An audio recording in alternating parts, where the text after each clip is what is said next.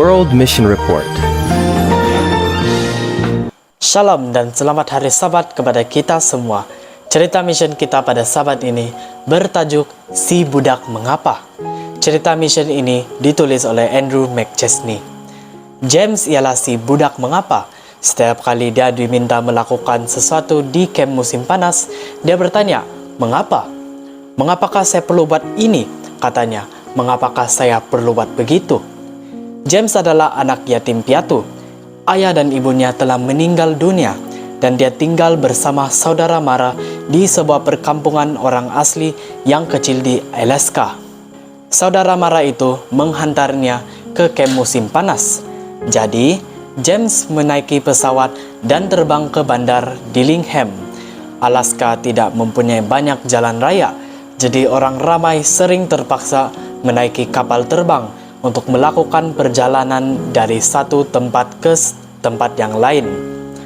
Selepas tiba di Dillingham, James menaiki bus selama kira-kira 30 menit ke kawasan berhampiran sebuah tasik.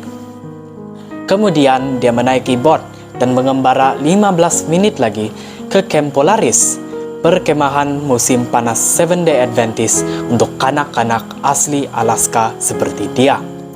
James menyukai perkemahan itu dan dia sangat seronok dengan sukan air di tasik itu.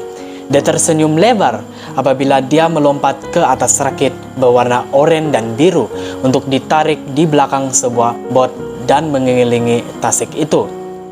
Senyuman James bertukar menjadi berkerut pada waktu kebaktian petang. Apabila tiba waktu berdoa, semua kanak-kanak berdiri. 7 budak lelaki yang tidur di kabin yang sama dengan James berdiri. Kaunselor camp mereka, Adif, berdiri. Tetapi James tetap duduk. Adif berbisik kepada James, "Anda perlu berdiri. Salah satu peraturan perkemahan ialah setiap orang perlu berdiri semasa berdoa untuk menunjukkan rasa hormat kepada Tuhan."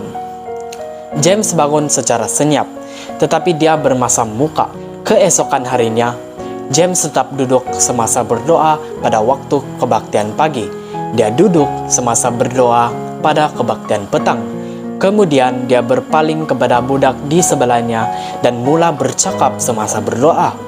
Adif bercakap dengannya setiap kali, tetapi dia enggan mendengar. Pada hari ketiga, apabila James tetap duduk, Adif mengajaknya untuk melangkah keluar rumah persinggahan untuk berbicara dengannya. Di luar, Adif mengingatkan James tentang peraturan camp. "Jika ini yang Anda lakukan, akan ada akibatnya," katanya. "Sebagai penghormatan kepada Tuhan, Anda perlu berdiri apabila kita berdoa dan tidak bercakap." "Kenapa awak tidak berdiri?" "Kenapa saya perlu berdiri? Kenapa saya tidak boleh bercakap?" James berkata, "Saya tidak pernah melihat Tuhan. Saya tidak tahu sama ada Tuhan itu ada." Adif melihat peluang untuk mengajar James tentang Tuhan. Dia bercakap tentang angin yang sering bertiup melalui camp. "Walaupun Anda tidak melihat angin, Anda tahu ia wujud, karena Anda dapat merasakannya pada kulit Anda dan melihat gemersik daun pada pokok," katanya. "Dalam cara yang sama, saya tidak dapat melihat Tuhan, tetapi saya dapat merasakan kehadirannya di sekeliling saya." Dia berbicara tentang bintang pada waktu malam. "Apabila terdapat awan di langit malam, Anda tidak dapat melihat bintang, tetapi Anda tahu bahwa ia ada di sana," katanya. "Dalam cara yang sama, saya tidak dapat melihat Tuhan, tetapi saya dapat merasakan kehadirannya di sekeliling saya." Air mata terbentuk di mata James. "Bagaimana saya tahu itu?" dia membebel. "Jika Tuhan wujud, mengapa perkara buruk berlaku? Di manakah Tuhan ketika ibu saya meninggal dunia? Di manakah Tuhan ketika ayah saya meninggal?" Adif berkata, "Kematian bukan sebahagian daripada rencangan Tuhan.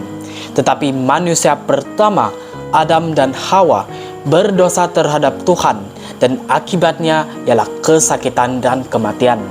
Jadi, Tuhan menghantar anaknya, Yesus, untuk mati bagi dosa semua orang.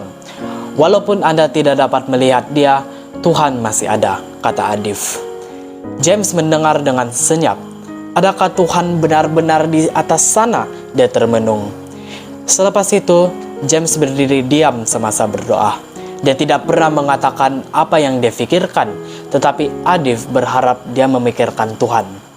Kamp Polaris yang terletak dekat tasik berhampiran Dillingham, Alaska, adalah satu-satunya kamp musim panas Seventh-day Adventist yang memenuhi keperluan kanak-kanak asli Alaska.